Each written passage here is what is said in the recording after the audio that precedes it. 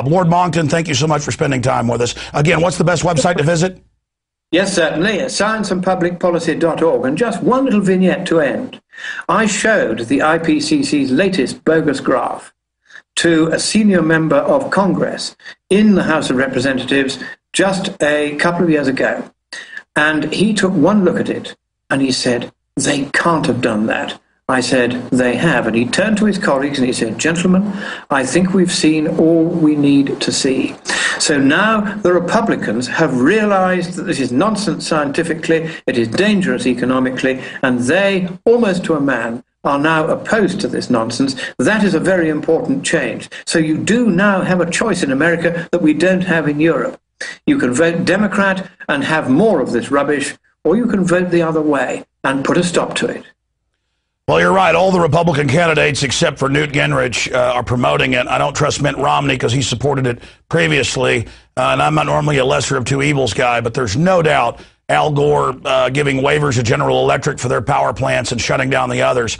I mean, these are actual saboteurs. Lord Monckton, thank you so much for joining us. And thank you, Alex. God bless America. Thank you so much.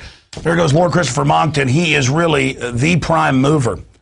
When it comes to exposing this fraud, his information is absolutely essential. We're going to go to break and come back with the founder of Oath Keepers, Stuart Rhodes, with an update on Quartzsite, Arizona.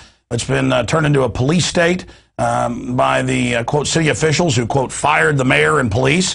And we're also going to look at the super Congress that's been set up to fleece the United States and more coming up on the other side with the conclusion of InfoWars Nightly News with Stuart Rhodes. I'm Alex Jones.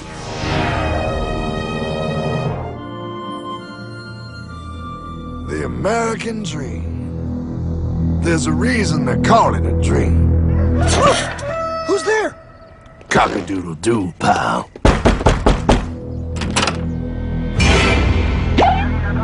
No, no, no, no, no! I don't have any more money! My job sucks right now, please! I'll have more money next month! You can't take my house! Is that your signature? It is a private bank owned by private stockholders. A private bank? Do not let the name Federal fool you. If I got this money from the bank, and the bank got it from the Federal Reserve dump trucks, where does the Federal Reserve get their money?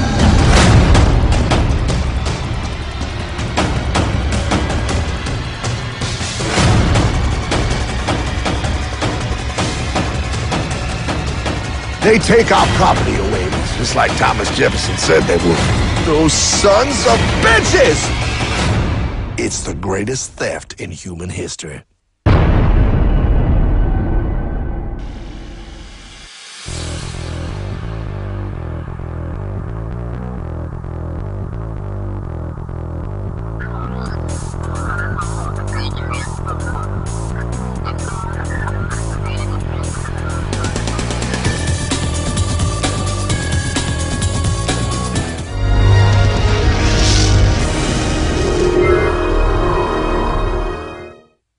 It's InfoWars Nightly News. We are back. What an amazing interview with Lord Monckton. It is certainly a serious blow against tyranny that the Al Gore, George Soros global government carbon tax fraud is burning and in flames.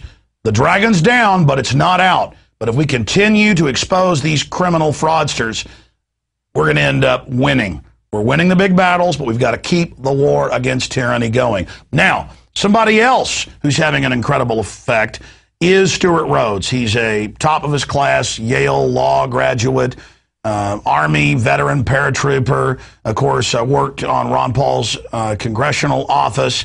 And a few years ago, he founded Oath Keepers, and it's been demonized and attacked. All they say is, hey, we want military and police to follow their oath to protect and defend the Constitution and our republic, to be good guys. Because tyranny will come to your door in a uniform, but liberty also can be defended by a uniform, and so it's a sacred honor. But I tell you, he got criticized for bringing up checkpoints and gun confiscation and martial law during collapses a few years ago, I guess 3 years ago or so, when they founded Oath Keepers. Maybe it's been longer, time flies. And now all that's mainstream news. Now that's a serious discussion that needs to happen because he's a veteran and a historian and a constitutional lawyer. He saw what was happening, as many of us did, and got out there with a much-needed message to police and military. So I want to talk about the Super Congress with him. I want to talk about Quartzsite and get an update there because they got a rally coming up and the bizarre activities. And this hype I keep hearing, and they've even had people on Fox News talk about a coup against Obama. A terrible idea. That would only be a police state pretext, only be used to crack down. Obama is a puppet. We need to abolish the Federal Reserve and restore the Republic and have the Congress take its power back from the president. The president is becoming a dictator, but not individually. The office is being given those powers by the offshore banks. So Obama could be sent to Pluto tomorrow, and like shark teeth, more puppets would roll into place. We don't want the low-level nobodies like Obama with all the parades and pomp and circumstance to make you think the buck stops with him.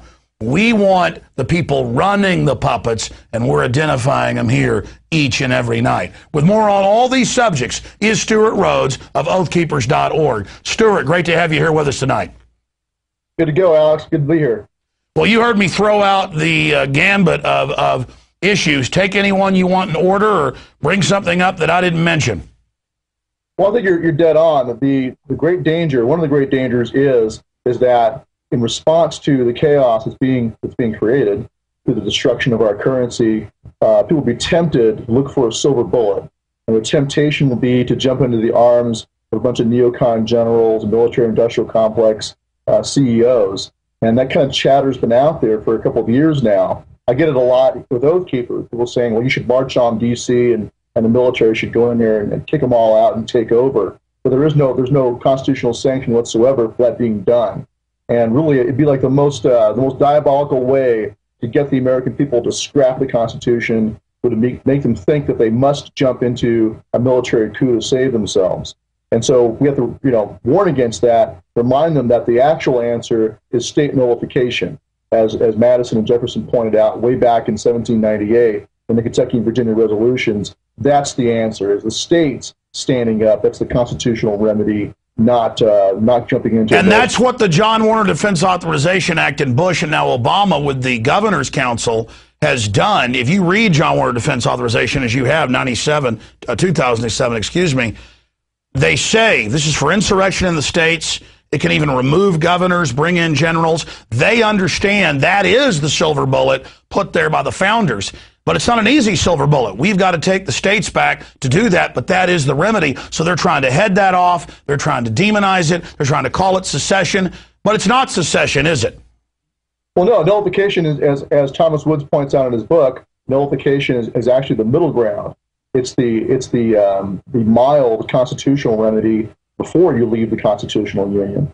I mean, and the way to look at this is that they're destroying the union itself. But this is the way to correct it, and it's the constitutional method. It's the only constitutional method of correction.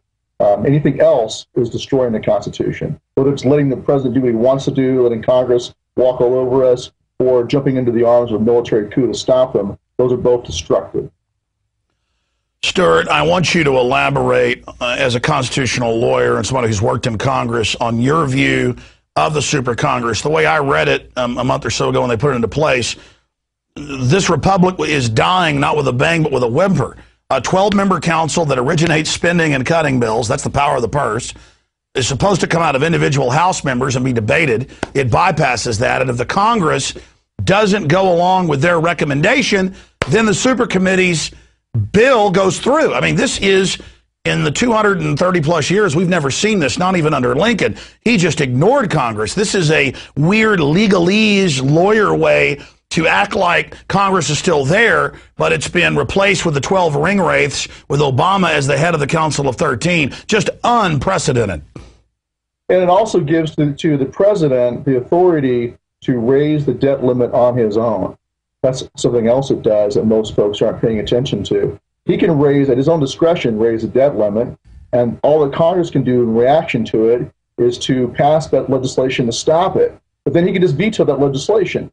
So it puts Congress in the perverse posture of being the reactor and him the initiator of legislation himself. So we have him launching wars in Libya and saying he doesn't need congressional approval openly. He has the UN for authority. Treason. And I want to ask you, in your view, if that isn't treason, what is? Then we have the power of the purse being transferred to the president. It's amazing. Well, sure. They're putting this is the same process that Germany went through. You make it legal. The Nazis made everything they did legal. This is the same thing. They are destroying the fabric of the republic and putting as much power as possible into the hands of the executive branch. And you've got both. It's a bipartisan assault. You've got people, so-called Tea Party leaders like Alan West, unfortunately, guys like that. Everyone was all, yeah, they're great Tea Party people. They voted for this monstrosity. And what they voted for is the destruction of the principle of representative government. And they voted for an elected dictatorship. That's what this is setting up. The president can do what he wants. Congress is kind of like the ancient Roman Senate. He's become meaningless. Kind of the Senate's become a rubber stamp. A ceremonial, vestigial thing. They don't get rid of it completely. They just let them debate it. But if they don't do what the emperor wants, well, the emperor does it regardless. And now that power's passed. That's what's so frightening about this is we're seeing incredibly historical, tyrannical things happening, and it's not even an issue. And then Ron Paul raises it, and the media says, look at the kook. I don't think a lot of these bureaucrats and minions and even corporate chiefs realize in every case in history, once you unloose unbridled power, then the most horrible of people go into that void, and it invariably degenerates into hell itself. Yeah, they always believe they can control it, and they see themselves as being, part of the inner circle, and so they go along with the destruction. And Congressman Paul is correct, and frankly, I think that anybody in Congress who voted for that ridiculous bill should be kicked out on the curb. I don't care how much they're liked for any other reason. They should go because they don't understand the Constitution. Let me ask you this: talking to the tens of thousands of Oath Keepers and your supporters out there. You had talked last time we spoke a few months ago that the awakening was accelerating. Has all this new openly illegal behavior hastened an even faster awakening? Yeah, I think it has. We got a phone call just the other day from a sergeant in Afghanistan, and he wanted to let us know that among all of his troops, they're all waking up, and quite a few of them are very much aware of the whole picture. Let's put it that way. He asked us some pretty pointed questions, and we gave our responses, and he said, well, we agree. We see it the same way you do. And so I think the Libya fiasco has opened a lot of their eyes, because here you've got a president who's not even claiming to be acting as the president of the United States and consulting Congress. Bush at least made noises about consulting Congress before he waged war. Here Obama just went straight to the UN, and they see that, and they understand what's really happening. They know who his real masters are. And so I think that there's a kind of a turning of the tide among the troops. Well, for those that don't understand this, as a military a veteran yourself, as a constitutional lawyer, as somebody who's worked in Congress, this is 101, and so I want your take on it, that when the president says to Congress, and Congress says, hey, you've got to get authority from us, and he says, no, I don't, but he didn't just say that he had the power, he then groveled to the UN and put a statement out at whitehouse.gov saying, I did this for the credibility of the UN. He's saying, the UN is my boss. That's where the treason comes in. It's not just that he's a tyrant or unconstitutional. The treason is when you go under a foreign power, when you subordinate and seize governmental powers against the Constitution for another power. That's the definition of treason. And when an officer who's sworn an oath does it, it becomes high treason, or opening the drawbridge to the enemy. As a constitutional lawyer, do you concur with that analysis? Well, treason defined by Article 3 is to wage war against the United States or aid and abet its enemies. And usually you have a declared war to let you know who the enemy is, who you should not be consorting with. And so I'm not sure if it fits the strict definition of treason the founders put in place, although I consider the United Nations to be our enemy. So I think it certainly is. There's certainly an argument made there. Well, here's what I'm saying. In the more classical view of treason, let's say it's a sovereign. If a prince of England. And there were some of these cases.